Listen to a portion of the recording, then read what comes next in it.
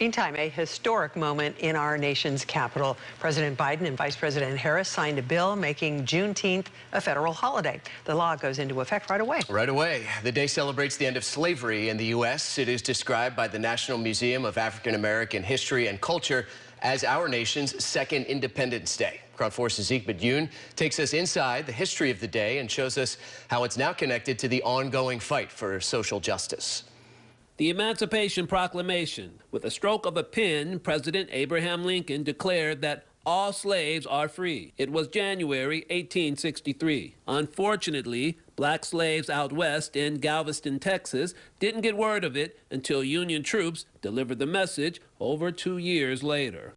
June 1865 was not only 2.5 years after the Emancipation Proclamation, but also months after the Civil War itself had ended. That was June 19, 1865, better known today as Juneteenth.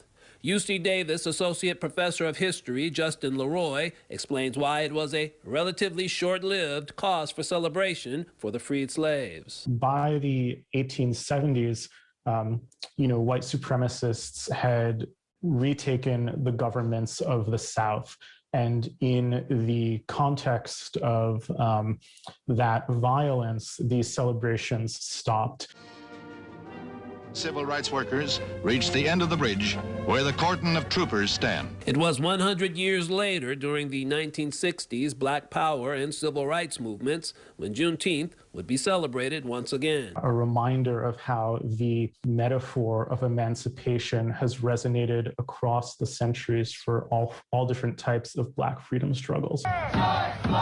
Juneteenth experienced another national resurgence in the new millennium with the Black Lives Matter movement and the 2020 murder of George Floyd by Minneapolis police officer Derek Chauvin. Americans of all races marched in protest demanding justice. Professor Leroy points to that being a part of Juneteenth's legacy and a reason it can be celebrated by everyone today. Emancipation, the struggle against slavery, enslaved people and Black abolitionists were central to that, but it was also a highly interracial social movement.